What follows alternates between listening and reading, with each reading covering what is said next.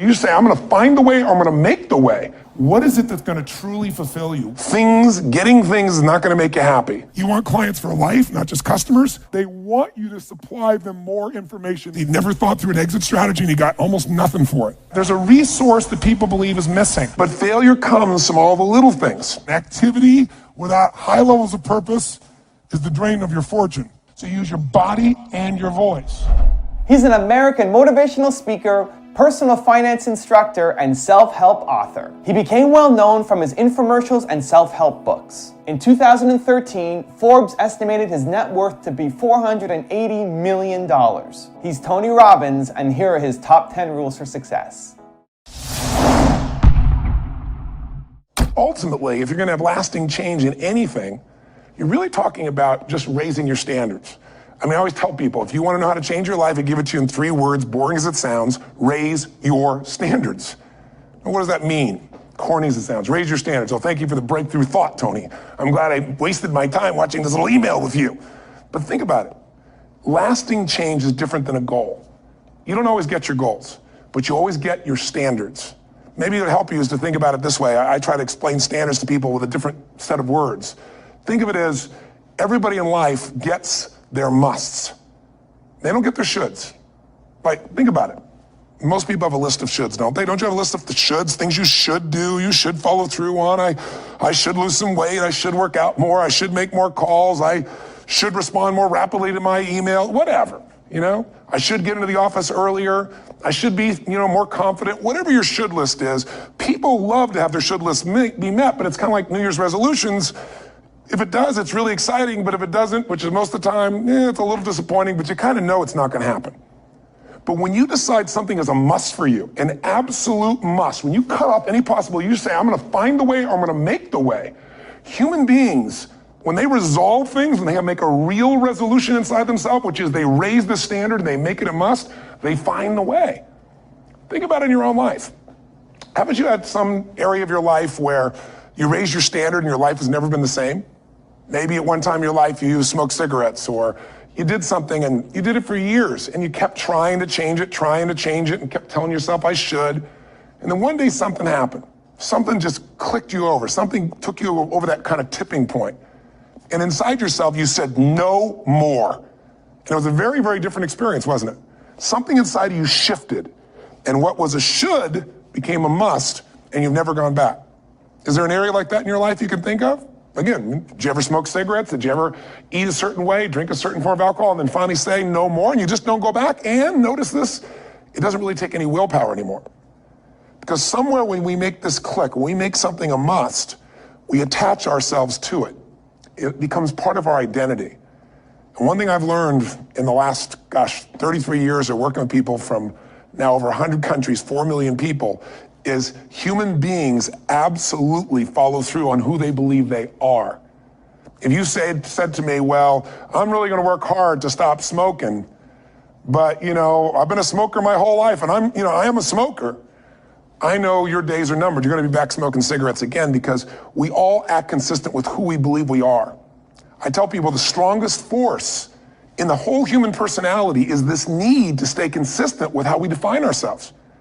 If you define yourself as somebody who is really conservative, you're not gonna be crazy and act nuts unless you're really drunk or something, and then you can say it's the alcohol, when it's really just you finally getting permission to be yourself. The alcohol is your excuse. If you're a really crazy person, you act crazy, outrageous, playful. You don't act conservative because that's not who you are.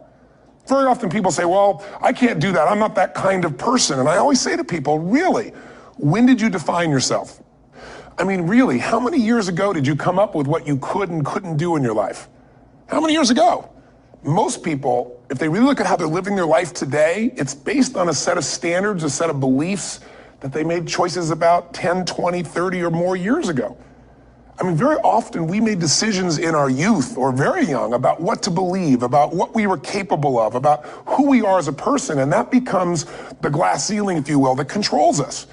There's a corny metaphor, but it's true. I remember one time I was with my family at the circus, and there was a person there, and they had this big giant elephant, and you look at this elephant, and they take this little rope, put it around the elephant's neck, and they drive this stake into the ground.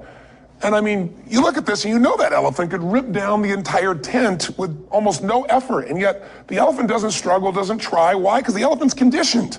And they take that elephant and condition the elephant when it's a baby elephant. That's how they train them. When it's a little baby elephant and it doesn't have the power yet, they put a big rope around it and they drive this huge stake in the ground, and the elephant fights and fights and fights. And one day, finally, that elephant decides, I'm not capable of pulling this out. And once that becomes the definition of an identity of anyone, an elephant in this case, they don't even try anymore. It's just who I am, that's how it is, that's just the way it is in my life. I'd like to ask you to take a look at any place you've got a limitation and ask yourself, when did I decide to accept that limitation? And you may not even see it as a limitation. You might see it as just, that's who I am. But so often in our lives, we've adapted to be a certain way so that we don't fail or so that people will like us or respect us, but it's not necessarily who we are. Joy comes when you're spontaneous. It's really hard to be truly happy when you're not being yourself. And most of us have no clue who we are. And so a big part of my work, if you've ever been to an event, you know, is to get people to do things spontaneously without thinking, because that's when the real you shows up. That's when the energy comes alive. And when you do that, when you start to connect to your true nature, suddenly there's energy available for you to set a higher standard for what you want in your life. That's what this is really all about. And when I talk about standards, when I talk about, shoulds versus musts, think about your own life. I know there have been areas in your life where some point in time you just shifted and you raised the standard and your life changed. Because whatever people have their identity attached to, they live. We live who we believe we are. That's just how it works. It's just kind of like, I'll give you an example. Look at your physical body. Your physical body today is an absolute reflection of only one thing, not your goals, not your desires, but your standards. The identity you have for yourself. If your standard is you're an athlete, then there's a certain amount of strength, a muscle tone, and energy that's available in your body on a regular basis because that's who you are. And so you do whatever's necessary to maintain that identity. Again, the strongest force in the human personality is this need to stay consistent with how we define ourselves. Because if you don't know who you are, you wouldn't know how to act. Once you lock in on that identity, your brain finds a way to keep you there. If you say, man, I'm overweight, I've always been overweight, I'm big boned, and that's the story you got, then you're gonna always find a way to get back there. That's your settling point. That's your identity. That's where things lock in. If you see somebody who's in really great shape, you ask them, do you work out? You know the answer. Yes, how often? And they'll tell you 3 times, 4 times, 5 times a week, whatever. In a seminar, I'll ask people, who here works out at least 5 days a week? And I'm stand up. And you look around that room, and you know that they work out 5 times a week because you can see their body. You don't just get a result without some kind of action, without some form of ritual. Ritual meaning actions you do consistently. Now, do you think those people that are out there working out 5 days a week, do they have more time than you do? Or I have, or anybody else? Of course not. Is their life less busy? Of course not. It's just a must for them. They must work out that way, and they've made that turn and their life's changed. So I'm not saying you have to work out 5 days a week. I'm just saying whatever you really want, wants don't get met consistently. Standards do. Whatever you identify, this is who I am. And so it's not so much about changing your identity as there's expanding it. Deciding that, instead of your goal is to lose 10 pounds, which is not compelling, what if your vision was to get back to my fighting weight? This year, this month, this next 90 days, I'm gonna transform my body. I'm gonna take on a new challenge. I'm gonna find some technique or strategy, there's a million of them, that can reframe myself where I want to feel younger, stronger, more vibrant than ever before. Here's my reasons, because I want the energy to really make my life work. Because it's tough out there and I want to be stronger than I've ever been before. I want to go in front of the mirror and if I'm naked, not, want to laugh. I want to look there and take a good look and go, yeah, I'm proud of whatever I see there. Whatever it takes, something's gonna make you laugh, smile, something that's gonna tease yourself, but something's gonna move you to another level. If you identify yourself in a new way and you own that every day, and that becomes the standard of how you live, you'll find the way to make that standard real. Money's the same way. Think about it, it doesn't matter what's happening, quote unquote, in the marketplace. People that make money find a way to make money no matter what, don't they? I mean, most people's standard is to pay their bills. So that's what most people find a way to do, even when economic times get tough. Most people, if that's their absolute standard, they find a way. Some people's standard is pay their bills most of the time. And so most of the time they do. Some people's standard is not just to pay their bills, but to take care of their family and maybe even some of their friends. And they find a way. In fact, you know, some people may be in a family where they don't have enough money. They barely have money to pay their bills. They work their guts out.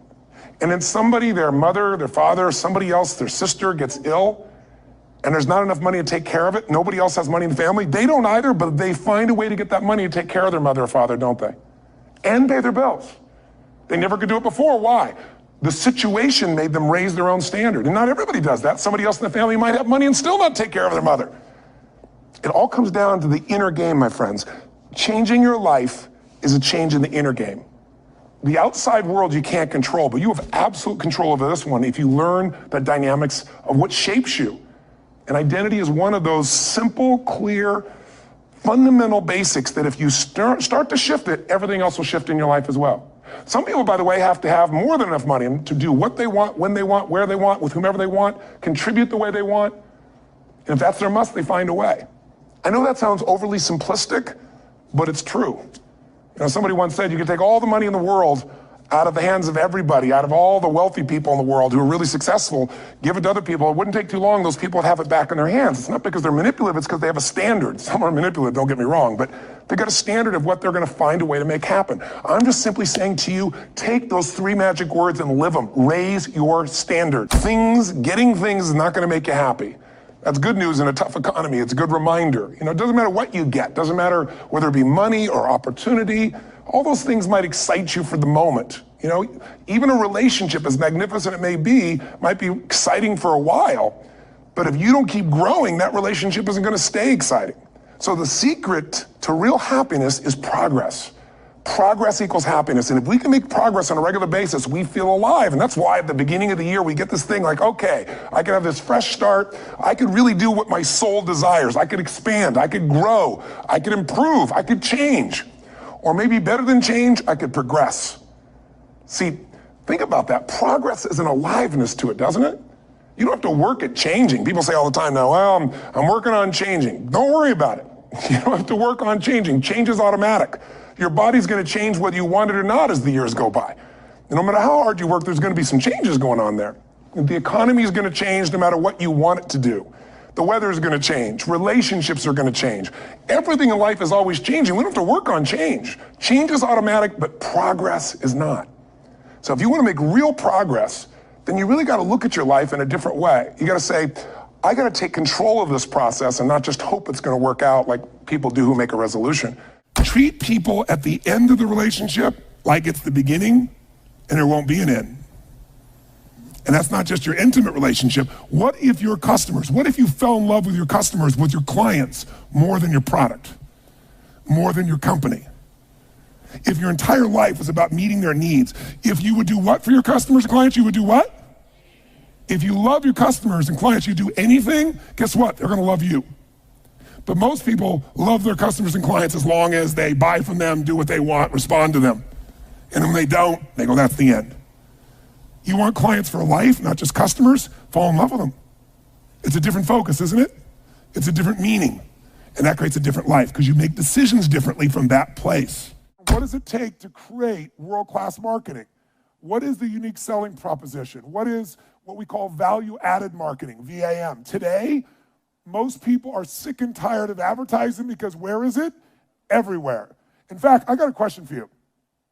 How many of you in this room do not even see banner ads anymore? Literally, it's there, but you don't perceive it. Like your brain literally washes it out. Raise your hand if that's true. Keep your hands nice and high and look around the room right now and you'll see 98% of the people wash it out. So don't buy them unless you're gonna create something really unique. It's a total waste of your money and your time in the world we're in today. Today, what creates marketing is when you don't just market, but you add value to people. You do something, you teach them, you give them an insight, you give something valuable that costs them nothing, and then they look to you as an expert. They look to you as a person that adds value. They want you to supply them more information, more experience, more products, more services. If you made this whole business about meeting your needs, you can run a successful business, but it'll be a job because you'll never be able to sell it. Because if it's just meeting your needs, it's not a system. It demands your attention, your connection. It's giving what you want. But ultimately, it's not going to give somebody else what they want, so you can't sell it. If you can't sell your business, if you don't have an exit strategy, you have a job. I don't care how successful the business is. That doesn't mean you have to sell the business. But one of the most important decisions you make in business is, ultimately, if I was going to sell this, if I chose to, I have to know who would I sell this to so that I have long-term value, not just an income along the way. I have this critical mass hit. I get a multiple of my business. And most people don't have a clear exit strategy. They think I'll come up with that someday. You got to start with that end in mind. That's got to be part of your focus if you're going to be successful in your business. I can remember a gentleman who built CAA in Hollywood. It was the largest, most successful agency, right? Michael Ovitz, remember that name? He put together Nike and Coca-Cola and these billion-dollar deals. And eventually, Mike Ovitz went to go sell that business. He'd never thought through an exit strategy, and he got almost nothing for it. Because the laws prevented him from selling it to a studio. He had to sell it to some of his employees for pennies on its real value. Now, Mike found a way to make money later on in another place off of Disney. But the bottom line is, the guy didn't have an exit strategy. Even though it was brilliant, made lots of money, in the end didn't get the value. Whenever people fail to achieve their goals, 99.9% of the time, and you ask them why, they'll tell you it's because of a lack of resources. That's what all these things are. I didn't have the support, right? I didn't have the money, we didn't have the time, we didn't have this, we didn't have that. There's a resource that people believe is missing. And that resource belief structure then keeps people from ever being able to really lead. Because what leaders do is they find a way to maximize whatever resources they have, as little as they may be, and they don't believe in limited resources. I'll give you an example. Let's take a business example to start with. In 1974, a guy named Sam Walton had built his little company up. He came up with an idea. He started with $20,000 in, I think, 1962, if I remember right. But by 1974, within 12 years, he had 78 stores. And you know how he did it? In the middle of the night, he'd drive across the border and he'd go and study other people's stores. He'd buy everything the cheapest he could in the middle of the night. He'd go to other people's stores. Whatever was working, he figured out. Success leaves clues. He came back and did it in his store. Whatever was working in any store, in any competitor, anywhere he could do it, he did it. So he figured out how to maximize the little resources he had, his 20,000, built 78 stores, and if you read any of the people following him, the company had gone public in that year, they were all saying, this is it. He's maximized his resources. I mean, he only has so much money, there's only so many cities that are gonna appeal to this discounting mentality, right? This is it, this is all he can do. And the word on Wall Street was, sell. Now what's interesting is, at that time, you look at Sears and Kmart, and they were gargantuan companies, weren't they? 20, 30, 40, 50 times, 100 times his size or more, probably. And at that time, they were the leaders, and they knew what's going to happen. But did things change, yes or no? Did he suddenly get mass amounts of capital? No. Here's what they didn't understand. Sam Walton now, or the Walton Organization, Walmart, is the most successful retailing operation on earth. And when you talk about Bill Gates being the richest man in the world, that's only true because Sam's fortune is divided up amongst a bunch of different family members. You put them together, they dwarf Bill Gates. Sam Walton did this. How did he do it? What people underestimated is that this guy could go to 4,400 stores, do 250 billion. Where's Kmart today? And they've been shrinking, all of them been shrinking, and he's the dominant force on earth. Here's the thing he understood. Resources are interesting, but the ultimate resources are the feelings of emotion that make you resourceful. Think of it this way. Resourcefulness is the ultimate resource. What do I mean? What are the emotions that make all this possible? What's the fuel that takes an idea from being in your head where you intellectually know what to do? How many have had an idea, for example, was a great idea, you're excited about it, and then you didn't do anything. One day, there you saw it on the shelf, you saw it somewhere else, someone stole your idea. How many have had this happen? Say, I. The only difference between you and that person was not that they had more resources, they were more resourceful. Success and failure are not giant events. They don't just show up. You don't just suddenly become successful or suddenly have this cataclysmic event that makes you fail. It may look that way, but failure comes from all the little things. It's failure to make the call. It's failure to check the books. It's failure to say, I'm sorry. It's failure to push yourself to do things physically that you don't want to do. And all those little failures day after day come together until one day some cataclysmic event happens and you blame that. That event happened because you missed all the little stuff. Do you agree with me? And success, by the way, is not some overnight event. It's all these little things Success is having a vision. Success is making it compelling. Success is really seeing it and feeling it every day with strong enough reasons. Success is feeling the sense that I'm here to grow and I'm here to give something to the world more than just myself. All the little stuff. That's where success comes from. In business, it comes from delivering more than anybody could imagine. All those little things add up. People go, wow, that's who I want to do business with. It's true in any area of your life. Leverage is critical. You know how I get so much done? Because I don't just get it done. I know the outcome, I know the purpose, and I look for leverage. Leverage is different than delegation. What's the problem with delegation? Delegation is you have all that needs to be done, so you give it to someone else, and you tell them what needs to be done, and when they don't do it, you're pissed off. Leverage says, I can move the biggest boulder in the world with a little bit of effort if I got something I can do it with, but I'm still part of it. So leverage is, if I'm going to leverage something here with Tom, I'm going to make sure Tom understands the what? The outcome. I want to make sure Tom understands the purpose, the why, and the action. But I might say to Tom, if you can get this done without this action or better action, go for it, baby. And I want to talk to you on this date, and we got to promise and we're going to check in before it's needed. So there's no surprises. And if you're having problems, Tom, come back to me because we're partners on this. That I call leverage. And you know what I do when I have no time? There is time. I just got to leverage it. Now you say, I have no one to leverage it to. You know, Shane over here, right? I got all the stuff he wants to do. He can't leverage it. But Shane's answer was, hire somebody. Then he thinks about what it's going to take and goes, $125,000. I can't do that now. He's getting caught up in one way to get the outcome. Leverage. He goes through his list and goes, what if I got someone to do 20% of this stuff? I could spend 20 grand to get that much freedom. I could pay for it times 10. And if I'm really productive, my productivity should enhance the world, not only my clients and customers, but it should provide jobs for other people. And if there's anything you hate to do, it's because you're either ineffective at it or you don't think it's very important, but it is urgent. So you need to hire somebody for those things. And ideally, somebody who loves that job. You're never going to grow when your time is eaten up for activities that aren't that important. Activity without high levels of purpose is the drain of your fortune. Do it now. If you can't get it all now, do a part of it now. Leverage is power. Leverage is ultimate power. Here's what I've created for my life, and anyone I know has succeeded. I'm a 17-year-old kid from Azusa, California, with no real education other than self-education, with no background, with parents that did their best, all of them, with no money. But I did one thing. I love people, and I had an enormous demand I made upon myself, and I sculpted my mind and my emotions to get me to do whatever it would take to achieve and to contribute. But to do that, I did it by using my body and changing my focus. I did it by putting myself in a peak physiology and using what I call incantations. Can you train yourself to believe something, yes or no? Absolutely.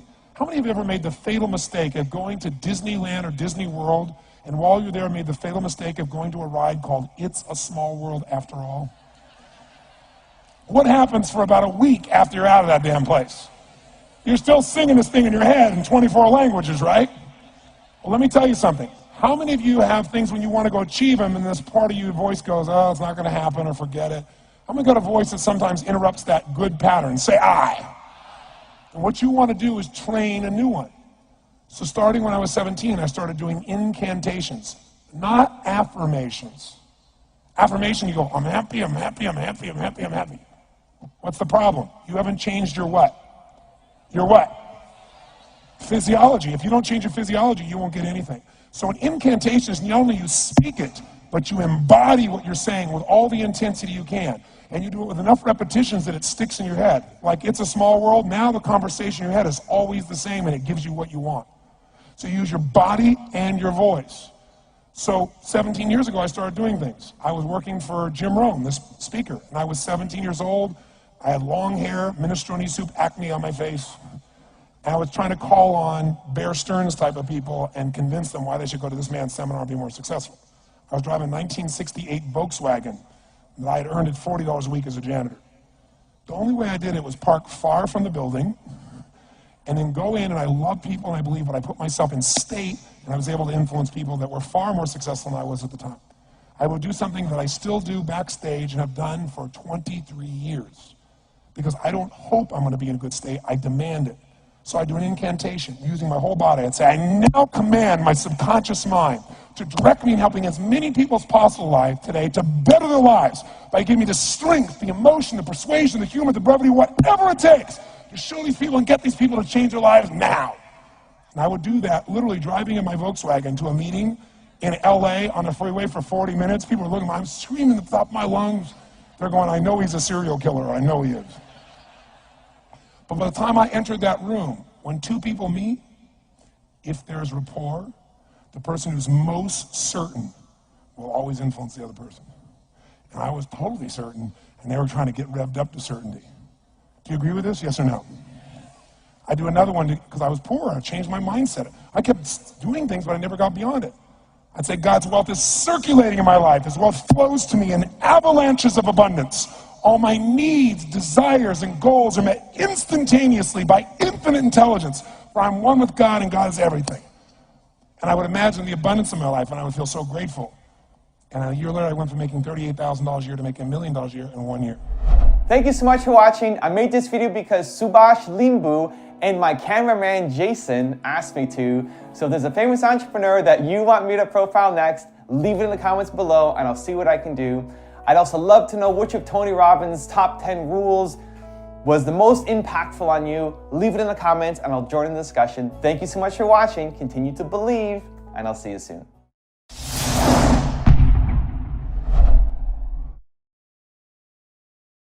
There's a man named Ken Blanchard who wrote those books called the 1 Minute Manager books. And he said something very early in my life. He said, Tony, a business will always consume whatever's available. And he said, I see you're coming out with your first book. I was 24, it was Unlimited Power. And he goes, you're coming out with this book, I think it's gonna be a big success. Do not put that money in your business. Take that money and put it into a separate investment account that nobody else touches. He said, I'm telling you, the business will get all the benefit of all the media, of all the things that come to it, but the actual dollars of that should stay out. He said the same thing when I had an infomercial. He said, take that money and put it aside. Well, it was some of the best advice I ever got in my entire life because I put it aside and there were times that money was needed. But I was like putting it in a chapel. It was like putting it where it was sacred money and it was not going to be touched. If someone came along and said, you have no money for your business, but guess what? Obama just raised the taxes 20% more for your business. You'd scream, you'd yell, you'd be upset, and you'd pay it. So why not put your family first? Why not have a portion of what you own, or what you earn, I should say, for yours to keep? It doesn't go to Kate Spade. It doesn't go to Wall Street. It goes to your family. And the way you do that is you tax yourself. It's a wealth tax. You go, that's my freedom fund. And that comes off the top, and the secret is automated so you don't see it. That's really the most important. Very often you're getting what you're asking for, you're just not aware of how general you're asking.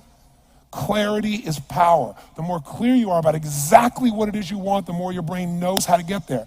Your brain is a servo mechanism. It's like a bomb. Those bombs, those missiles, they have a servo mechanism. So if the target moves, it knows what the target is, it follows it. Your brain, when you condition it, knows exactly what to go for and it'll find a way to get there. Did you ever buy a certain outfit or a certain car and suddenly see that car outfit everywhere? How many of you had that experience? Say, aye. How come that car outfit's everywhere? It always was everywhere, but now you notice it. And the reason is because there's a part of your brain called the reticular activating system, the RAS. That part of your brain determines what you notice and what you don't notice. Your brain spends most of its time trying to make sure you don't notice because you'll go crazy if you notice everything. But when you decide what's most important to you, your brain goes after it. Everyone I know who's successful builds what I call an RPM plan. An RPM is built on the metaphor that the way to get from where you are to where do you want to go to the fastest is you got to build power, like in a car, RPMs. And the R stands for they know the result they're after. They know what they want precisely. If you don't know exactly what you want or you let yourself get beyond that into something general, you're not going to achieve it. Clarity is power. You got to know the specific result you're after. What do you want? If you can't answer that question right now in your personal life, in your body, in your relationships, in your finances, in your spirituality, then you're not going to be as fulfilled as you want to be. Here's my assignment for if you want one. If you want to go from conversation to some action, here's a simple thing to do. What's an area of your life right now that you really want to improve? What's an area that's important to improve? If your body's great, how about your career? If career's great, how about your relationships? Intimate one especially, or your kids, or your relationship with your creator, your spiritual side of your life. Or is it your finances? Figure an area that really matters. Decide on that area. Number one, write down what your life is like in that area right now as specifically as possible. So you might say, well, I'm 13.5 pounds overweight, whatever the weight is, whatever the situation is, or my body fat's like this, or I wake up exhausted in the morning, and you write the truth of where you are right now. So you're real clear. Or I'm not in a relationship. I say I want a relationship, but I'm not in one, and I don't seem to find them. All the good ones seem to be gone is my belief. And I really do want one, but I don't have it. Whatever your definition. Or I'm in a relationship, and God, I wish I wasn't in a relationship. I'm planning my escape. Wherever you are. Or I have a wonderful relationship. We love each other, but there just isn't enough passion. Just write the truth of where you are. The area you want to change, but write how it is. And then the second step is, and this is where you got to be really honest with yourself. What are the rituals that have put me there? Because whatever results you're getting, even if you don't like the results, there's some rituals that are keeping you in that place. There's some rituals of what you eat or don't eat, how you move or don't move, how you sleep or don't sleep. There's some rituals in the lack of variety or spice or energy or focus in an area. There's something you're doing, and it's usually not one thing, it's a bunch of little things that you kind of do consistently whenever you think about getting in a relationship, whenever you think about working out, whenever you think about money. You get yourself in a state of overwhelm. You start thinking about all the things you can't control. Just write down all the rituals you have, and then here's the third step. What do you want? What's your vision? And be really specific. I want to be my fighting weight. I want to be the strongest I've ever felt. I'm going to turn whatever it is, be specific. And then, last step, number 4, what are the rituals that'll get you there? What would you need to do differently each morning if you're going to be that kind of energy, that kind of strength? How often would you work out? What days would you work out? What time? A ritual is something you do consistently, usually at a specific time, so it becomes automatic. Let me tell you something. Willpower doesn't last, but rituals can last a lifetime. I bet you have some rituals in your life right now you've been doing for years, even though some of them don't serve you. I'm just saying, wake yourself up. If you want a new year and a new life, you don't need to start on January 1st. Start today. Start with this little video. And just begin to see what happens and see how easy it is to just do a few little rituals. Don't do them all, just do 2 or 3 new things. And you know what happens? You'll get momentum. Because once you discipline yourself in one area of your life, you feel yourself doing it in other areas as well. And I always say something that my original teacher taught me. I always remind people, there's always 2 pains in life. There's the pain of discipline, or there's the pain of regret. And discipline weighs ounces, as my friend Jim Rohn taught me. Regret weighs tons. You don't have regret. So right now, what do you want to change? What's it really like? What are the rituals that got you there? That'll take a little homework. If you're not sure, ask the people around you. They'll tell you what your rituals are. What do I really want in depth? What are the rituals that'll get me there? And then get yourself to start a few of those actions and lock them in place.